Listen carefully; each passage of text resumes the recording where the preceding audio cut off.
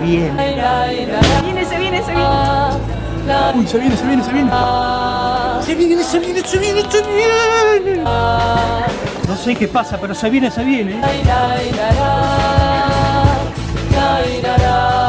Seguimos en Se Viene con esta maravillosa mesa que se ha dado en el programa de hoy.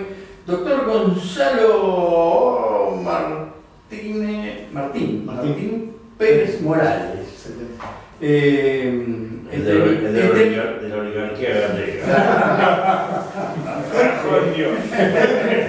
Doble apellido. Mi mala memoria y mi poca vista me complica. ¿Cómo ve un abogado joven a un hombre de la talla del doctor, ¿no? Sí, yo la verdad que estoy muy agradecido porque empecé a trabajar en el estudio después de un momento bravo personal.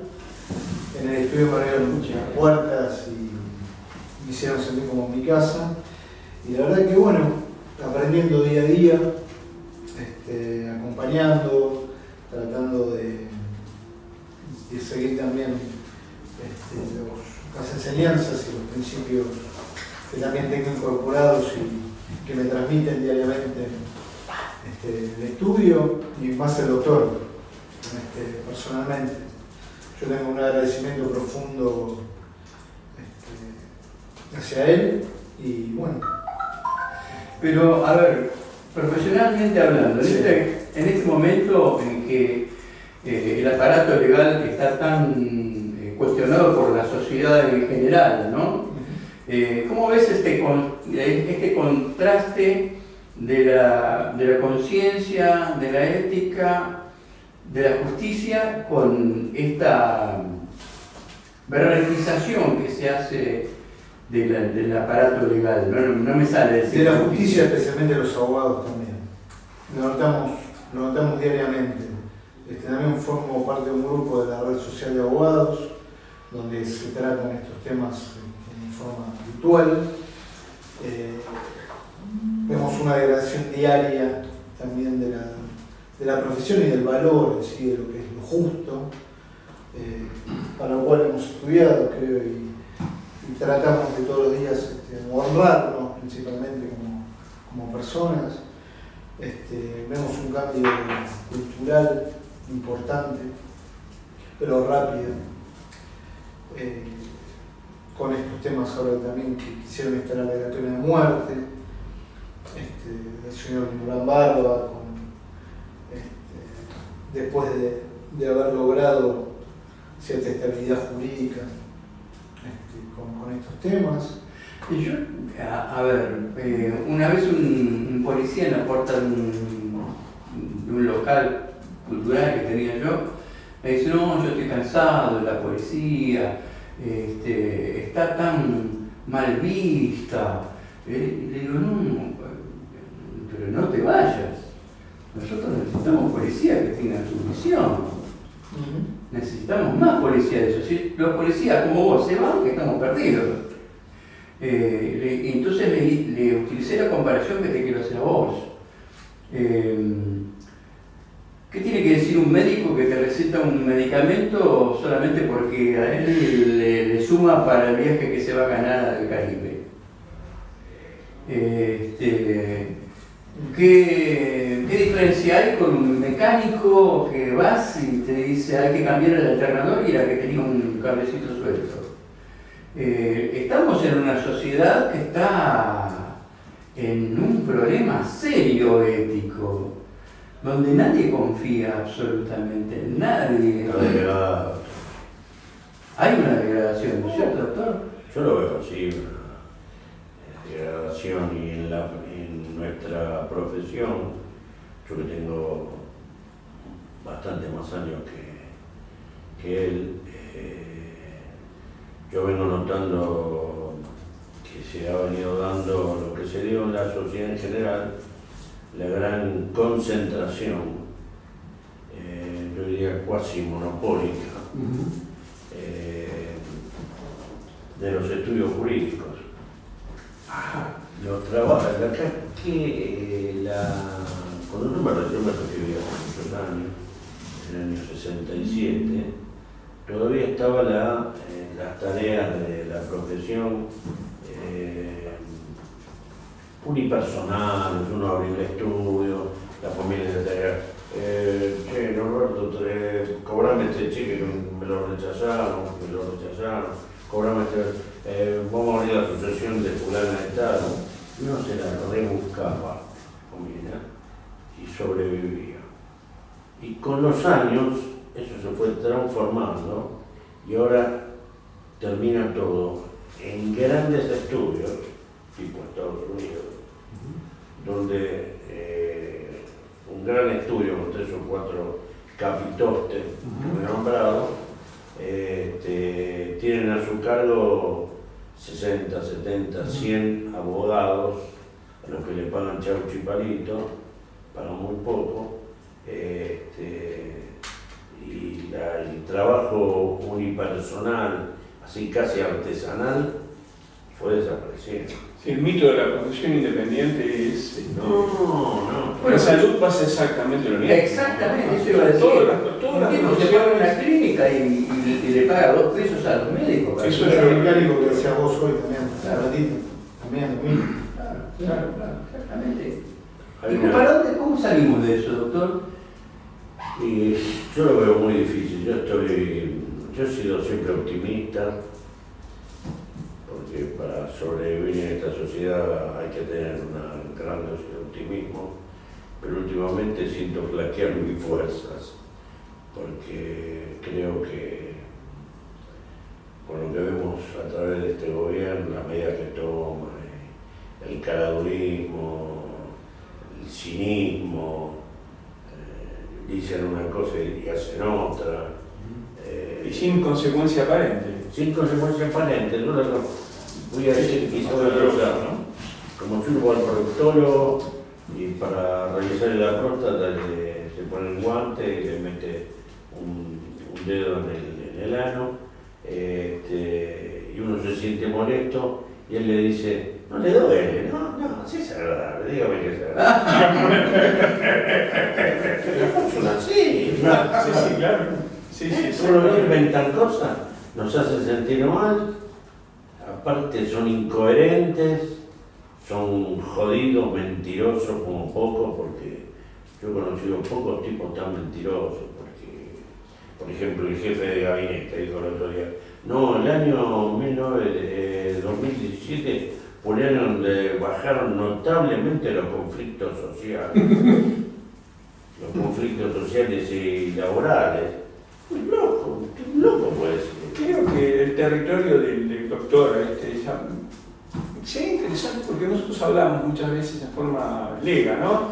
De los psicópatas, la psicopatía. ¿Podría el doctor describir qué es la característica de un psicópata? No, de ninguna manera.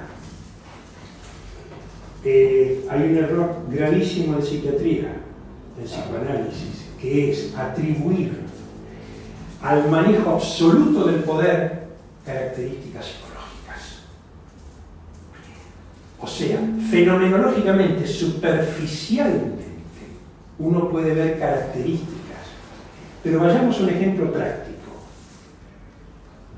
Antes de las elecciones, nosotros teníamos la ingenuidad psicológica de creer que al ingeniero Macri no se le caía ninguna idea. Sí, O sea, que era un estúpido. Era un estúpido. Entonces, ahí tenés las dos partes de la ecuación. Un juego del poder, con un manejo absoluto de todos los medios de comunicación, con un pacto con la Unión Cívica Radical, con un pacto con la oposición de aquella época, y un tipo que te seguía un guión. Y la mayoría de nosotros tomando el guión al pie de la letra. Entonces, no vimos cuando él estaba en campaña la capacidad de manipulación política que tenía. Y vos podés tener capacidad de manipulación política cuando tenés un nivel de poder absoluto. Porque el doctor y el doctor, por ahí van a agarrar un psicópata clásico, y es que es un pobre infeliz, y lo van a dar vuelta, lo van a despellejar, porque el infeliz psicópata no tiene poder. Pero con poder es complicado. Pero con poder es muy complicado. No solo el poder que tienen ellos en sí, tienen todavía un sustento en los medios de comunicación, en la fragilidad de la oposición política, en una oposición desbandada, fragmentada. O sea, todavía hay una dosis de poder que les permite, con todo respeto, hacer lo que dice el doctor que hacen, meternos masivamente el dedo en el traste y que nosotros todavía no tengamos una gran capacidad de reacción. Estamos reaccionando. Pero nos dejan en la perplejidad, ¿no? Yo creo que el Estado que nos somete es una constante perplejidad. Por una pregunta, al boludo que es ambicioso, me parece que no le queda más remedio que convertirse en un hijo de puta. Es que ellos, No es muy académico lo que digo, no, pero ellos están dando lo que tienen que ser las reglas de juego para cualquiera que quiera trabajar. Entonces, los doctores están en el campo del derecho y ellos están viendo, y lo saben precisar muy bien, que la estructura del derecho está avasallada y pasada por arriba. Sin duda. Y el doctor decía, y los abogados, la estructura de la medicina está pasada por arriba, están pasadas por arriba, y nosotros y los médicos, entonces todavía no hay fuerzas que se le puedan oponer. Nos quedan 4 minutos. Saben que el tiempo es tirano, ¿no? Aparte de Macri. Nos animamos a, en esos 4 minutos cada uno, decir qué pasa en una sociedad donde todos vemos que una persona va corriendo desarmada y otra de atrás le pega varios tiros por la espalda y no tenemos otro remedio que decir es un asesino, ¿no es cierto? Y después el presidente va y lo felicita al homicida. Yo a esta gente le llamo pre-Hammurabi, ¿no? Es decir, el código de Hammurabi, doctor, ustedes saben, ojo por ojo, diente por diente, ¿sí? O sea que por un diente no te quieren cortar la cabeza, un límite, digamos, ¿no? Bueno, acá, por mucho menos que un diente, te cortan la cabeza y te quitan la vida. Lo decimos en 4 minutos. ¿Quién se anima a arrancar? Bueno, yo ayer quedé perplejo, aunque lo conocía, es un gordito que aparecía, con todo respeto por la gente de... Los gorditos como nosotros.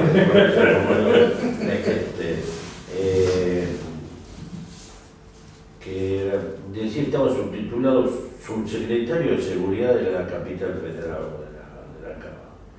El tipo decía cada cosa. Defendía a este muchacho, al asesino, a Chocobar. Y tuvo un tirante enfrentamiento con Alberto Fernández, que uno puede estar no políticamente de acuerdo con él, lo que quiera, pero es un brillante jurista, profesor de Derecho Penal de la Facultad de Derecho de la Universidad de Buenos Aires. Decía cada pavada, cada estupidez, para defender que estaba bien, que ese no había sido un homicidio, porque usted, si este tipo le clavó 10 puñaladas, ¿qué va a hacer el que lo persigue?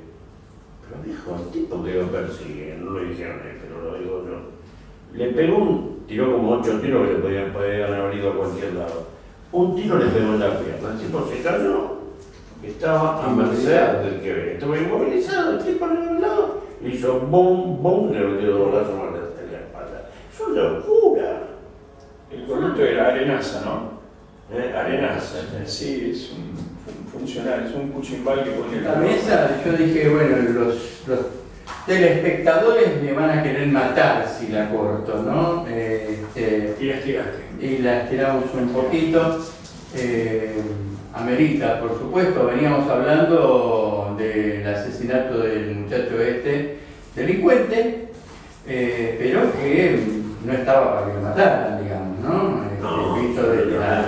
Visto desde la tribuna.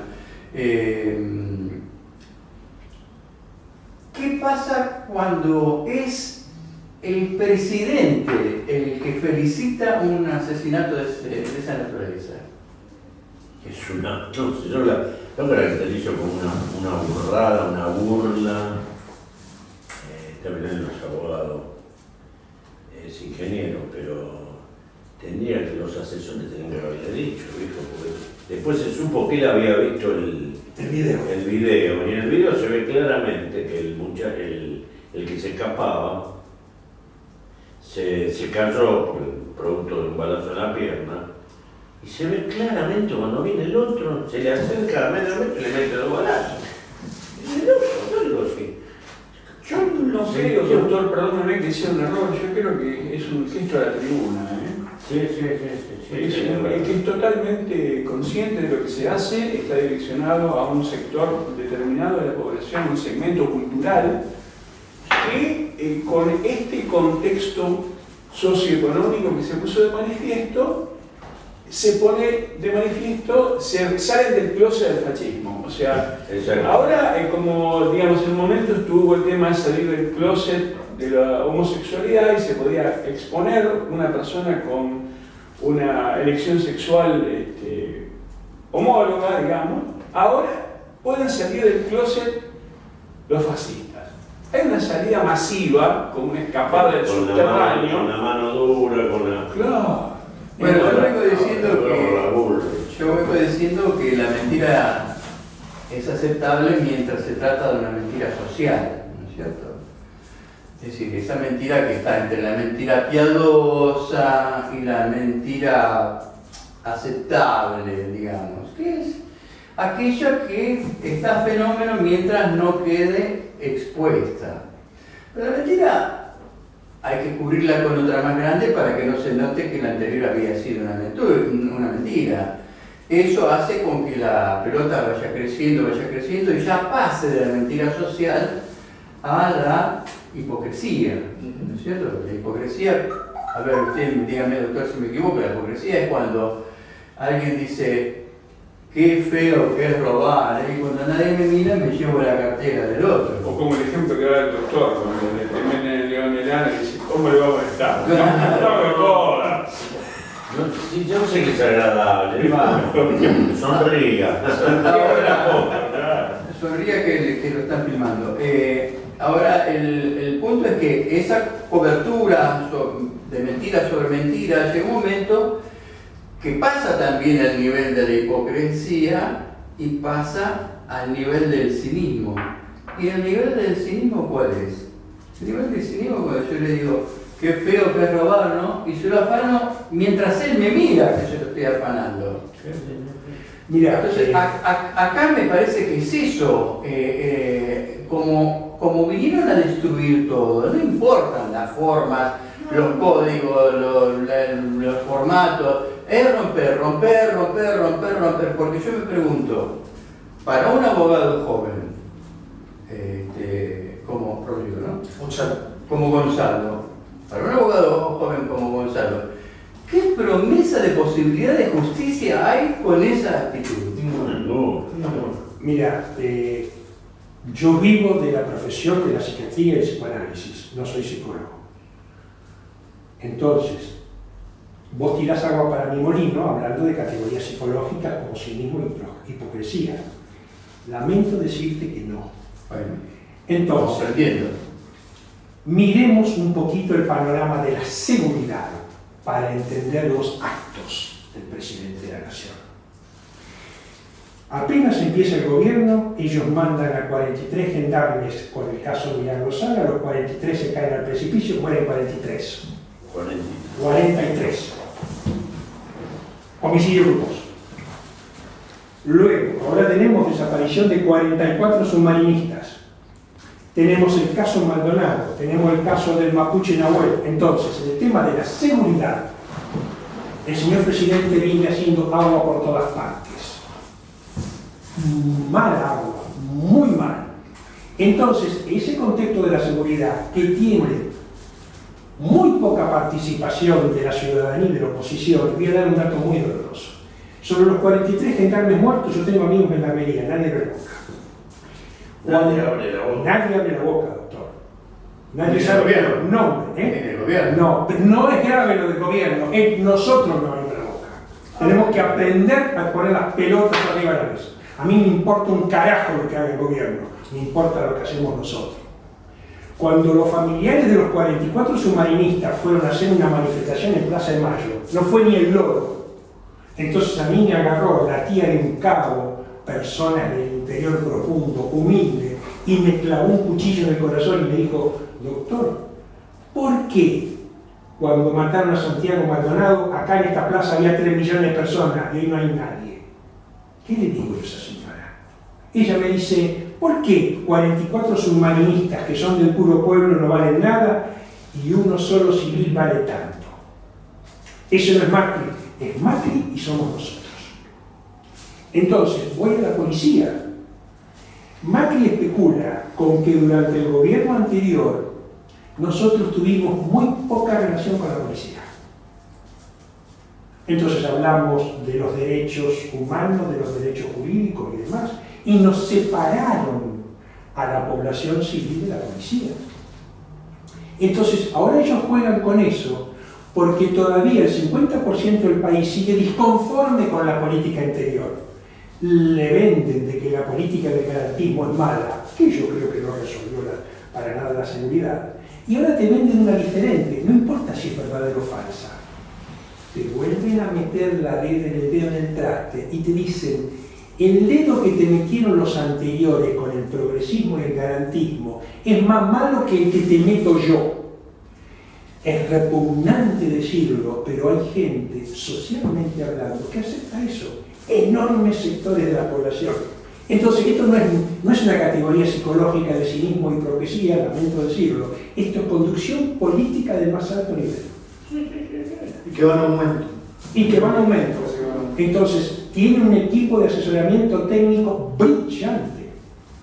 Nefasto, siniestro y canalla, pero brillante. Claro. No, por supuesto. El ecuatoriano, No le sale nada mal. el ecuatoriano, Durán Barba en uno de sus libros dice que al enemigo o al adversario hay que destruirlo. Es un lector de Sun Tzu, del arte de la guerra Sí. consumado. Hay que- Llevador. Bueno, pero a ver, acá voy a entrar en mi terreno.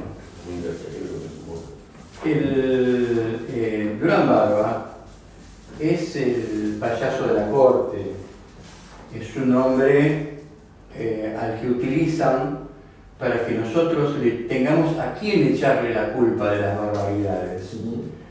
Pero Durán Barba estaría siendo perseguido por la policía por Mantero si no fuera porque tiene el respaldo de la prensa.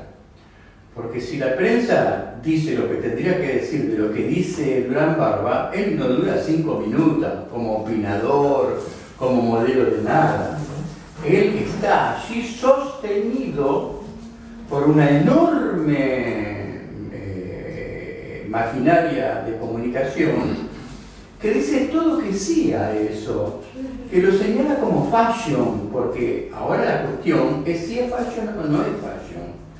Porque si Cristina tenía una bolsa que costaba $5.000 y Aguada tiene un vestido que cuesta $3 millones, en la bolsa de Cristina estaba horroroso y el vestido de Aguada es, ay, pero qué maravilla, igual que la princesa, y vestimos igual que las princesas. Y se hacen esas comparaciones, a ver quién es la que viste mejor, y etcétera, y nos escindimos de cuánto nos cuesta a todos nosotros. Sabemos, no por la gran media, que los caterings en estas viajes que hace el presidente costaba una guita furiosa, impresionante. Y el alquiler de los aviones, ¿cuánto salían? Claro. El blindaje de la camioneta, $2 millones. Y después tenemos socialmente al presidente de Roemers, al dueño de Roemers, del laboratorio Roemers, que festeja su cumpleaños número 60 y como cumple el número 60 se propuso gastar $6 millones. Cuando hay 6 millones de personas que no pueden comprar los remedios. Entonces estamos en un problema sostenido por quién, por Macri o por Mañeto.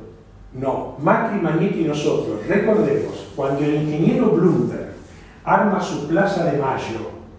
No, sobre el Congreso. En el Congreso hubo 200 y pico de mil personas. Cuando Durán Barba dice la mitad del país es fascista y ama la mano dura, es verdad.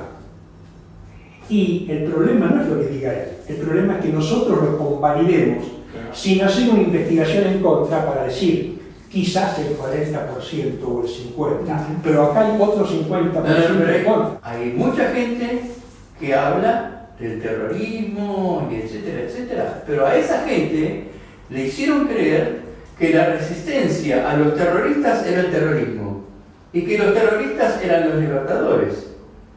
Esa confusión que tiene la gente está inyectada, inoculada por los medios de comunicación. Son los que nos hicieron creer a nosotros que la resistencia eran terroristas y que los terroristas eran libertadores. ¿Quién le dice terroristas a la resistencia francesa? Que cometía actos de terrorismo. ¿Quién le dice a los terroristas? partisanos italianos. Claro. Entonces, yo estoy de acuerdo, yo sé que lo que vos decís tiene razón. Esa gente tiene esa mentalidad, pero esa mentalidad está inoculada por años y años y años de mentira sostenida por los medios de comunicación. Sí, y manipulación. ¿Vos Por el mayor fascista de la Argentina, por el mayor nazi de la Argentina, que lo acusaba de nazi a Perón, para que no lo dijeran que él era el nazi, ¿no es cierto? Como fue Noble, tipo que participaba en los mayores actos del nazismo en el mundo, que era en lo más grande fuera de Alemania, era el de acá que se hizo en Natal, por ejemplo. Entonces, tenés razón, hay una mentalidad nazi, neonazi en la población, admitida, pero está inoculada. Imagínense, sí, o sea, yo lo que no entendí como cuando Durán Barba, perdón, doctor, dijo que Hitler era un tipo macanudo, que Hitler era un tipo macanudo, un tipo interesante. Yo le mandé una nota, me contacté con la Simón Wiesenthal y realmente se hicieron los pelotudos, sí, ya tomamos nota, la Simón Wiesenthal, ¿sí? O sea, yo voy a la comunidad judía. Imagínense un dicho de cualquier funcionario del gobierno kirchnerista hablando bien de Hitler. Se alzaba en armas y tomaba el poder. Pero Daniel Schnittmann se ha encargado de demostrar que la Wiesenthal es una mentira. Claro, Daniel Schnittmann no es un ejemplo de la derecha judía. Le recomendamos a todos escuchar de 13 a 15 por Radio Rebelde el programa La Voz y la Opinión del periodista Daniel Schnittmann. Excelente programa, de cantidad de información. Muy buena. Yo coincido absolutamente contigo que esta mentalidad que llamaríamos fascista, viva la mano dura y demás, no viene naturalmente con el ADN de un bebé de derecha. Es un constructo fabricado con técnicas muy precisas. Entonces, ellos han partido de la base de cierta insatisfacción de la mitad del país con el gobierno. Todavía lucran con eso. No tienen ningún problema. Entonces, hay una insatisfacción muy grande con nuestras fuerzas policíacas y de seguridad. Es verdad. Sí, y no ha habido el blanqueo por parte de las fuerzas, que yo creo que ahora estamos en las postrimerías de lo que pueda ser un sinceramiento de las Fuerzas Armadas. Porque no creo que los de la Marina se vayan a comer estas galletitas de parte del poder y sigan en ese silencio. Lamento que hoy no sea una noche de asado porque seguíamos toda la noche conversando, ¿no? Pero no con cerveza, con vino el asado. Son temas muy complicados. Yo le comentaba a él, estuve en la presentación hace un par de meses de este libro, que es Colonización de la Subjetividad. Maravilloso. Los medios masivos en la época del biomercado. Y esta chica, que es la escritora, que es psicoanalista, y el prólogo lo escribió Víctor Hugo Morales, es verdad lo que dice acá. estamos todos anestesiados, nos han colonizado masivamente a la población en ver las cosas como no son en realidad. Se viene. Uy, se viene. Se viene. No sé qué pasa, pero se viene.